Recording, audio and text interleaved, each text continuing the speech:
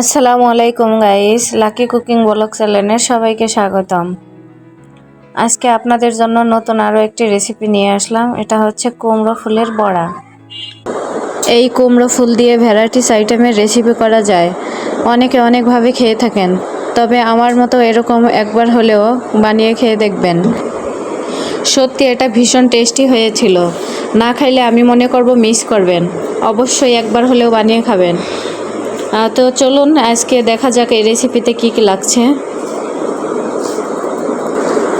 প্রথমে আমি অ্যাঙ্কার বুটের ডাউল নিয়েছি 2 কাপ। এই ডাউলটা আমি ভিজিয়ে রেখেছিলাম 2 ঘন্টার জন্য।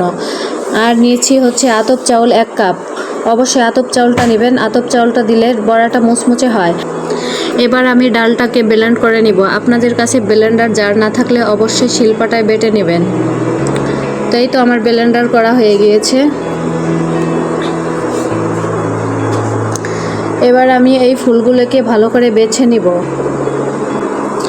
আমি কিভাবে পরিষ্কার করে নিচ্ছি অবশ্যই দেখে বুঝে নেবেন। এই ফুলগুলির ভিতরে হলুদ একটা অংশ থাকে, এই হলুদ অংশটা ফেলে দিতে হবে। তারপরে এগুলোকে ভালো করে ধুয়ে পরিষ্কার করে নিব। তাই তো ধুয়ে পরিষ্কার করে নিয়ে আসছি। এবার এগুলাকে ছোট ছোট করে যতটুক সম্ভব ছোট করে কেটে নিব। আমি কেচি দিয়া ছোট করতেছি, আপনারা চাইলে বটি দিয়া অথবা যে কোনো কিছু দিয়ে ছোট করে নিতে পারেন। তো ফুলগুলি আমার ছোট করে নেওয়া হয়ে গিয়েছে, দেখতেই পাচ্ছেন।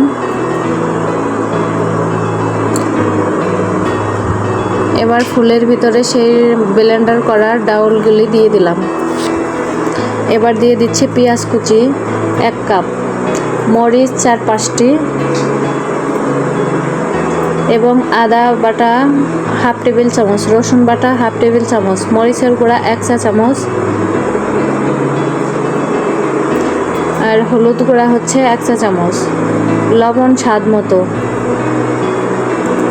দিয়ে এটাকে ভালো করে মিক্স করে নিব।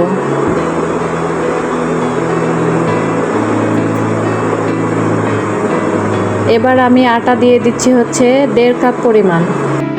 অবশ্যই এখানে আটা দিবেন। আটা না দিলে কি হয়, যখন বড়াগুলি ভাজতে যাবেন তখন প্রচুর পরিমাণ তেল খাবে এবং বড়াগুলি ভেঙে যাবে। তাই আটা অবশ্যই দিতে হবে। এখন চলে যাচ্ছি চুলায়। এবার পরিমাণ মতো দিয়ে দিলাম তেল। তেলটা হালকা গরম হয়ে আসলে দিয়ে দেব বড়াগুলি। এই বড়াগুলি মিডিয়াম টু লো আঁচে ভাজতে হবে, না হলে উপর থেকে হয়ে যাবে, ভিতরে কাঁচা থেকে যাবে এবং পড়ে যেতে পারে।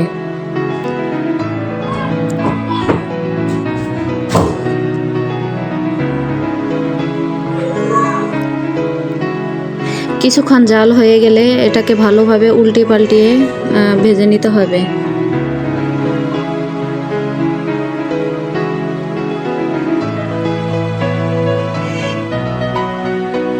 এই তো বড়াগুলি আমার প্রায় ভাজা হয়ে গিয়েছে। এটাকে পুড়ে ফেলা যাবে না, ব্রাউন কালার হলে এটাকে নামিয়ে ফেলতে হবে। বড়াগুলি এখন আমি তুলে ফেলবো। গাইস, আমার ভিডিওটা যদি আপনাদের ভালো লেগে থাকে তাহলে ফেসবুক পেজ থেকে দেখলে অবশ্যই পেজটাতে ফলো দিয়ে রাখবেন এবং ইউটিউব চ্যানেল থেকে দেখলে চ্যানেলটি সাবস্ক্রাইব করে পাশে থাকা বেল বাটনটি অন করে দিবেন, যাতে করে আমার ভিডিওটা ছাড়ার পরে পরবর্তীতে আপনার কাছে নোটিফিকেশনটা চলে যায়।